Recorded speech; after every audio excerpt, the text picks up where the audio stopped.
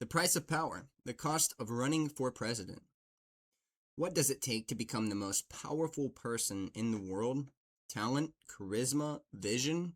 Sure, but also a lot of money. We're talking billions of dollars. The big number. In the 2020 presidential election, total spending by all candidates combined reached a staggering $14.4 billion, making it the most expensive election in U.S. history. To put that in perspective, that's enough to feed every food-insecure American for nearly 2 months, build roughly 14 new state-of-the-art hospitals, or fund NASA's budget for over 2 years. But where does all that money actually go? Let's break it down. The early stage, just getting started. Before a candidate can even think about the White House, they have to declare their candidacy. And from that moment, the clock and the cash register starts ticking. Most serious candidates form what's called an exploratory committee, essentially a legal way to raise and spend money while they figure out if a run is viable. The phase alone can cost anywhere from $1 million to $10 million just to test the waters. You need pollsters to gauge public opinion, political consultants to craft your message, legal teams to navigate campaign finance laws, and travel costs, because retail politics means showing up in places like Iowa diners and New Hampshire town halls. The primary campaign. Surviving the primary is where campaigns can make or break their budget. There are 50 states, multiple territories, and a grueling series of debates, all before a single general election vote is cast. Where the money goes in the primary. Advertising. TV, digital, radio, and social media ads are the single biggest expense. A 30-second TV spot in a major market can cost $300,000 to $500,000, and candidates may run hundreds of them. Travel. Private jets, charter flights, buses, and motorcades. A campaign plane can cost $10,000 to $25,000 per flight hour. Staffing. A competitive primary campaign can employ hundreds to thousands of paid staff, from field organizers to communications directors to data scientists. Data and technology. Modern campaigns spend millions on voter data, targeting software, and digital infrastructure. Fundraising itself. Ironically, raising money costs money. Direct mail, fundraising events, and digital outreach can consume 10 to 20% of what's raised. The general election, the big leagues. If a candidate wins their party's nomination, they enter the general election, and the spending goes to an entirely different level. 2020 general election spending. Joe Biden's campaign raised and spent approximately $1.07 billion. Donald Trump's campaign spent approximately $774 billion. And that doesn't include outside spending from super PACs, party committees, and dark money groups, which added hundreds of millions on each side. The general election is a highly targeted battle. Campaigns don't try to win every state equally. They focus their firepower on battleground states like Pennsylvania, Michigan, Wisconsin, Arizona, and Georgia. In those key states, advertising spending can be absolutely relentless. During the final weeks of the 2020 campaign, voters in Philadelphia saw presidential campaign ads dozens of times per day. The breakdown by category. So how does a modern presidential campaign typically allocate its budget? Here's a rough breakdown. Advertising, TV, digital, and radio, approximately 40 to 50%. Staffing and payroll, 15 to 20%. Fundraising costs, 10 to 15%. Travel, 5 to 10%. Polling and research, 3 to 5%.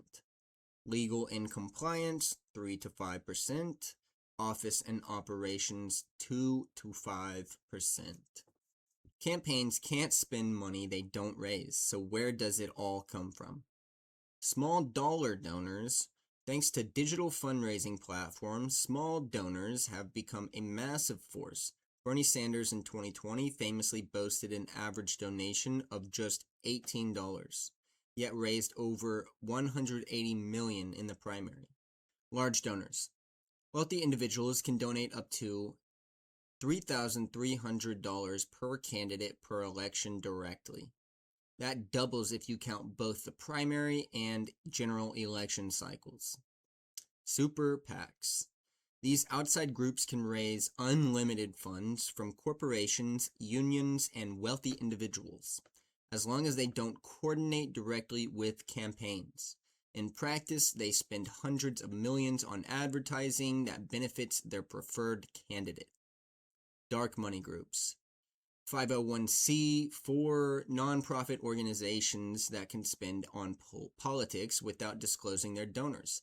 A murky but significant part of modern campaign finance. The history. How did we get here? It wasn't always like this. In 1960, John F. Kennedy's presidential campaign cost approximately $10 million, which adjusted for inflation is roughly $100 million today. Still significant, but nothing like modern totals. The explosion in campaign spending can be traced to several key moments. The rise of television advertising in the 1960s made campaigns far more expensive overnight. Citizens United versus FEC 2010. The landmark Supreme Court ruling that allowed corporations and unions to spend unlimited money in elections, fundamentally transforming campaign finance. The digital revolution. Social media and digital advertising opened new, expensive fronts for political competition. Is it worth it? Here's the uncomfortable truth about all this spending. Money doesn't guarantee victory. In 2016, Hillary Clinton outspent Donald Trump nearly 2 to 1 and lost. In the 2012 Republican primary, Jeb Bush's super PAC spent over $130 million and he dropped out after winning just 3 delegates.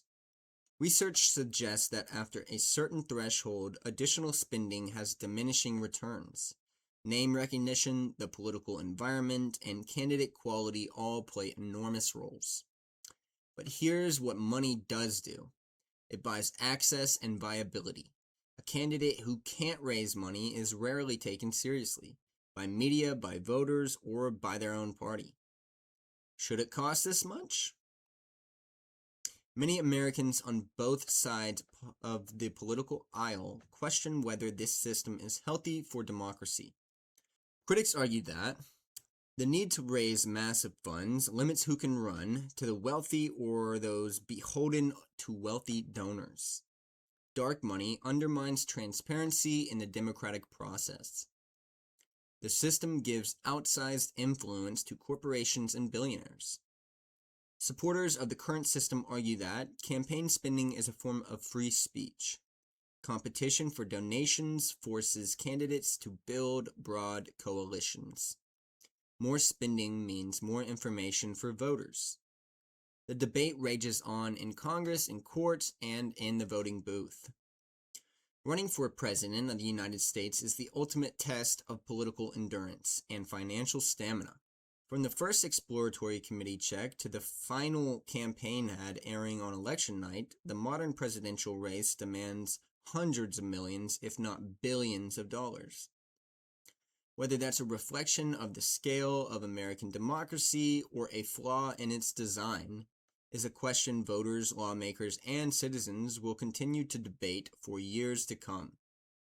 Because in America, the price of power is never cheap. What do you think about campaign finance in America? Let us know in the comments below.